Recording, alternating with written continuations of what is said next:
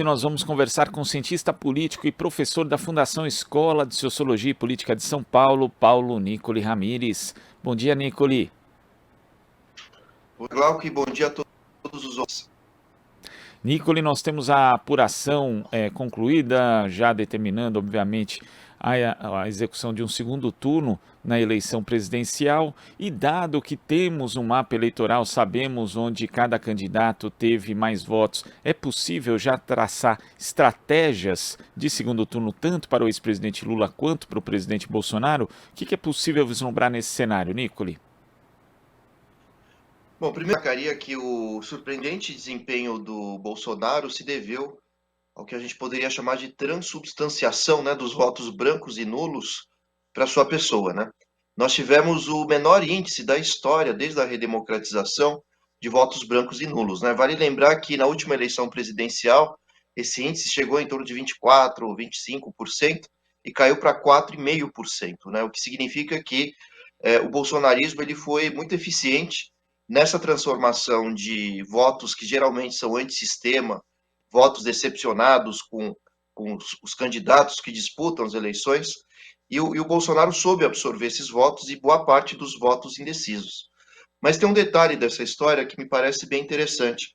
Inclusive, ontem eu estava no programa do Nassif à noite e havia essa discussão, inclusive com estatísticos, de que o Bolsonaro, nesse primeiro turno, gastou toda a gordura que tinha para gastar.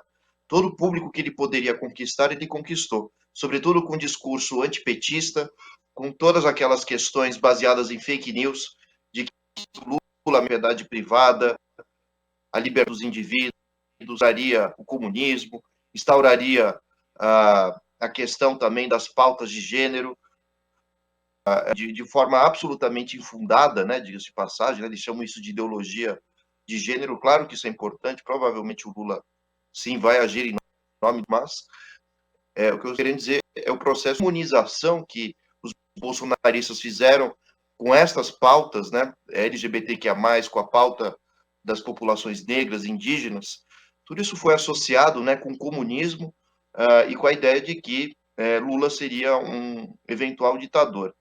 Bom, o fato é que, além disso, né, os bolsonaristas contaram amplamente com o apoio de muitas igrejas evangélicas, que fizeram literalmente uma lavagem cerebral nos seus fiéis, dizendo que o Lula representaria o mal, o Bolsonaro o bem. Além disso, empresários de pequeno, médio porte também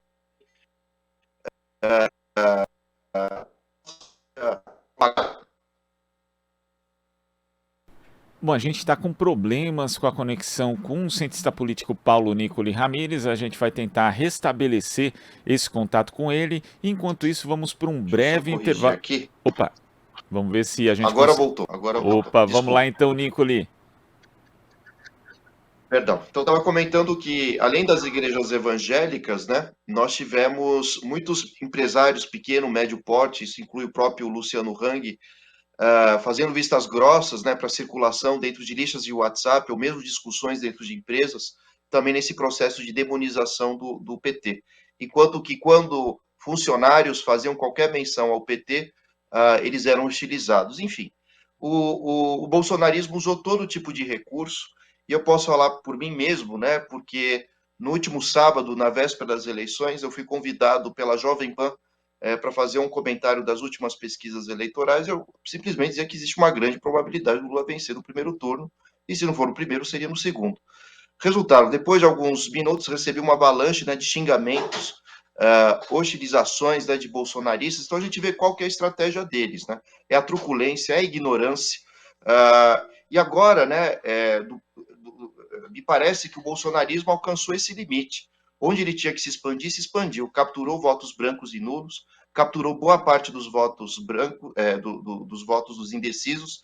E o Lula, o que a gente viu até agora dele, foi unicamente algumas críticas feitas ao Bolsonaro, uma relação relativamente amistosa, né, com os demais candidatos, com exceção do padre Kelmon, né, do padre Fake, mas tirando isso, a campanha do Lula, eu diria que vai começar verdadeiramente nesse segundo turno. Vale lembrar que em 2018, apesar da derrota do PT, o PT, no segundo turno, tirou muitos votos do bolsonarismo. E o Haddad foi semana a semana subindo nas pesquisas, mas agora nós temos, nessa eleição de 2022, uma vantagem do lulismo sobre o bolsonarismo. Pequena que seja, mas ainda assim uma boa vantagem, de 5%, 6% mais ou menos. E eu tenho a impressão que agora é o momento do PT voltar às raízes, eu digo em termos de crítica ao pensamento conservador, reacionário, ignorante, já que a estratégia dos bolsonaristas é apostar, sim, na truculência, na defesa de que compensa muito mais se basear na Jovem Pan do que necessariamente nos livros, nos intelectuais, nas pessoas instruídas dessa sociedade, né? Eu digo isso porque esses ataques que eu sofri representavam exatamente isso, nós dizemos de que adianta ter tantos livros, ou preferiam ter gibis do que obras mais profundas. Bom, resultado, o que o Lula tem nas mãos agora, além disso, é uma série de apoios do grande empresariado, dos movimentos sociais, enfim, e dos empresários, né, de uma direita mais ilustrada e progressista, isso está exatamente ilustrado com o apoio do Alckmin e outros grupos que vão se somando à campanha do Lula. E, como eu estava dizendo, eu tenho a impressão que é agora que começa para valer a eleição para o PT em termos de realização de críticas ao bolsonarismo. É o momento, né, de revelar à sociedade o quão ignorante é o Bolsonaro, lembrar das 700 mil mortes por conta da pandemia, dos 35 milhões de famintos que nós temos no Brasil, do desemprego, da inflação, do desmatamento, dos ataques à população negra, os ataques à população indígena, LGBTQIA+. Enfim, é o momento de instruir a população na campanha eleitoral. Me parece que todos aqueles que são a favor do Lula devem entrar, nesse momento, numa batalha simbólica, meramente simbólica, jamais pelas vias de fato. E o que é uma batalha simbólica? Exatamente fazer o que os bolsonaristas promoviam, de certa forma, conosco, né? Ou seja, enfim, comentários na internet, observar, né, que a visão deles, no caso dos bolsonaristas, é lunática, né, e que não condiz com a realidade, que é um posicionamento fascista. Me parece que o Lula deve apostar nesse tipo de discurso, exatamente para neutralizar e reduzir os males causados pelo bolsonarismo. E último detalhe, desculpe a fala longa, o Lula ainda tem muita gordura para gastar. Essa semana nós deveremos ver um apoio mais explícito da Simone Tebet ao Lula, do MDB também. Isso tende a atrair uma certa quantidade de votos da centro-direita. E, além disso, votos de Ciro Gomes também deverão ser transferidos, em algum grau, em alguma proporção, também ao Lula. Então, é necessário construir alianças, porque o foco principal é liquidar com o fascismo de forma pacífica, democrática, jamais pela violência. E, para isso, é necessário criar batalhas simbólicas, porque os bolsonaristas agem com ignorância, truculência e menosprezam os saberes, a intelectualidade, os programas sociais, a diversidade cultural, étnica e de gênero.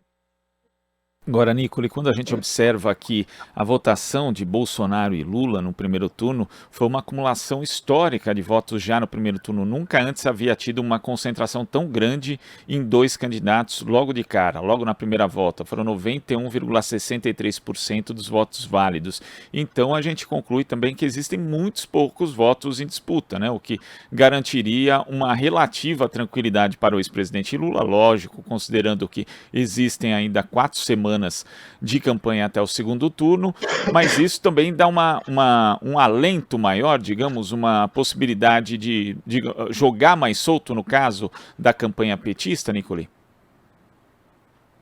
Bom, toda cautela é preciso, né? É necessário não pisar em armadilhas causadas pelos bolsonaristas, porque toda a campanha de Bolsonaro foi baseada nas pautas morais.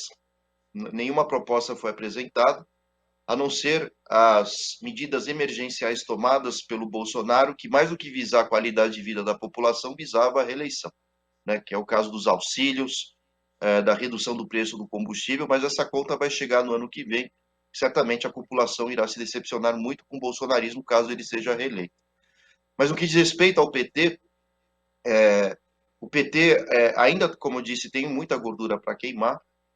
Apesar do resultado surpreendente de Bolsonaro, a gente não pode esquecer que faltou, perdão, ao Lula cerca de 1,8 milhões de votos, que dá mais ou menos 1,5 de porcentagem. Então, o Lula se aproximou muito de uma vitória e só não ganhou porque esses votos brancos e nulos indecisos foram, como eu disse, transubstanciados, né? Se transformaram, se materializaram em votos ao Bolsonaro. Caso contrário, ele teria ganhado, caso se mantivesse a margem das pesquisas, 36%, 37%, talvez o Lula tivesse alcançado 52%, 54% dos votos. Então, o Lula ali cumpriu com as expectativas das pesquisas. Quem surpreendeu de fato foi Bolsonaro, através exatamente de uma ampla campanha via internet, redes sociais, com fake news, mas, como eu disse, o antipetismo e o pensamento bolsonarista alcançou o limite e dificilmente vai subir mais do que isso, porque o objetivo de Bolsonaro era evitar o segundo turno. Esse objetivo foi cumprido, mas essa é uma eleição, literalmente, de 2 segundos turnos. O primeiro turno já foi um segundo turno, uma vez que Bolsonaro e Lula concentraram quase que 90% dos votos. Acho que deu algo mais ou menos 87%, alguma coisa assim, 86%. É muita coisa. Então o eleitorado ele já estava decidido. Agora a questão é, de fato, o petismo batalhar para conquistar votos de Simone Tebet. Me parece que Simone Tebet não vai se omitir dessa situação, porque mais do que representar uma simples vitória contra Bolsonaro, a vitória de Lula representa a vitória contra o fascismo, contra a ignorância, contra o obscurantismo que, enfim, permeou a sociedade brasileira nos últimos 4 anos. E assim como o Ciro Gomes, né? Ciro Gomes tem duas opções nesse fim de carreira que ele mesmo parece ter decretado. Ele pode sair pela porta da frente, declarando apoio a Lula, à democracia, às instituições democráticas, aos direitos humanos, o que seria uma atitude extremamente honrosa e correta, mas ele também tem a opção de sair pela porta dos fundos, entrando no ostracismo perpétuo e, consequentemente, não declarando apoio ao Lula. Então, há uma certa vantagem do Lula nesse segundo turno, e tem a impressão que o bom senso deverá prevalecer entre partidos e candidatos que disputaram a presidência, claro, se esses partidos e candidatos tiverem compromisso com a democracia. Agora, Nicole, quando você fala da posição da Simone Tebet, é também uma posição de sobrevivência, no caso? Porque a gente tem aí uma direita, vimos o que aconteceu com o PSDB em São Paulo, não só em São Paulo, né, encolheu brutalmente a sua bancada na Câmara Federal. Tivemos também aí outro representante da chamada Nova Direita, Partido Novo, que elegeu menos deputados, não atingiu a meta estabelecida na cláusula de barreira, também encolheu demais. Então, essa postura de algumas figuras da direita pode ser uma postura de sobrevivência, já que esse campo acabou sendo engolido pelo bolsonarismo, Nicole? Sem dúvida, isso é uma consequência da Lava Jato também, né? O PSDB fez um grande alarde, né, em nome da Lava Jato para perseguir, de alguma forma, o ex-presidente Lula e os petistas. É claro que a Lava Jato teve, até um certo limite, uma certa importância, né, quando investigou casos não só de partidos como MDB, o próprio PSDB, mas falhou ao alcançar Lula de forma absolutamente equivocada e com provas muito duvidosas e uma participação grotesca do ex-juiz Sérgio Moro no processo de investigação, sendo que o seu dever era meramente julgar. Mas voltando aqui à história, a Lava Jato ela causou um efeito colateral, que foi destruir exatamente um dos principais avalistas dessa investigação, que era o PSDB.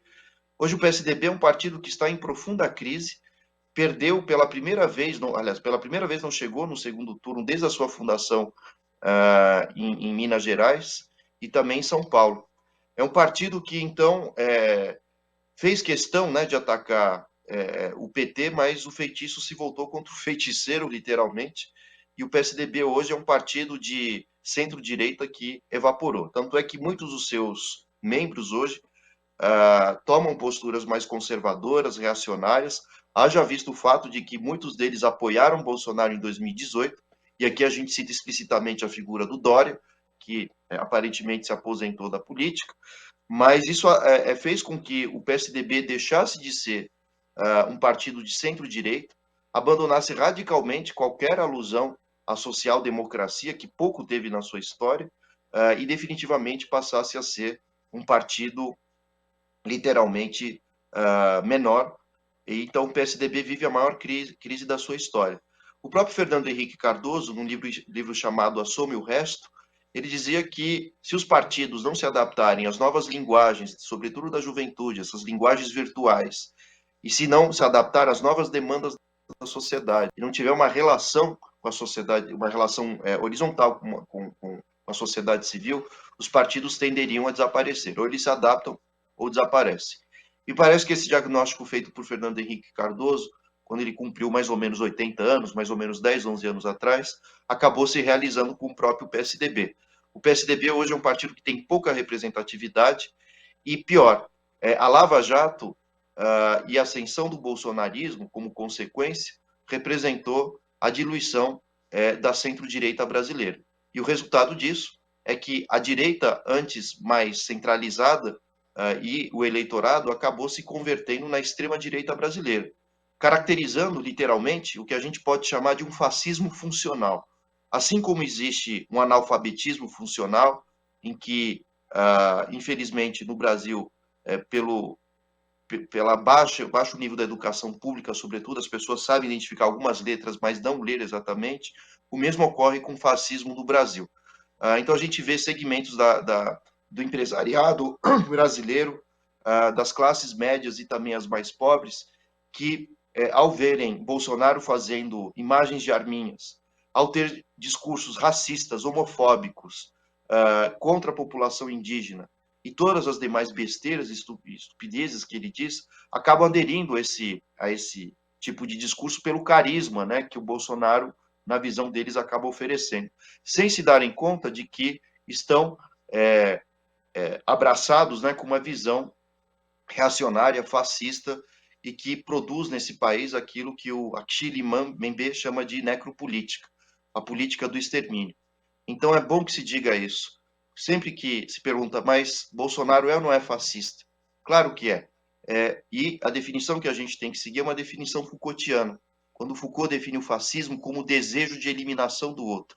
Do outro lado, por parte do PT, por parte dos movimentos progressistas, não se trata de querer a morte ou o fim dos bolsonaristas, mas sim que eles tomem consciência, abandonem esse pensamento esdrúxulo e tenham posições civilizadas em nome da igualdade e da justiça social. Nicoli, queria agradecer a sua participação aqui no nosso Jornal Brasil Atual. Até a próxima. Muito obrigado. Até a próxima. Boa semana. Boa semana. Conversamos aqui com o cientista político e professor da Fundação Escola de Sociologia e Política de São Paulo, Paulo Nicoli Ramires. Estamos apresentando Jornal Brasil Atual. As notícias que os outros não dão.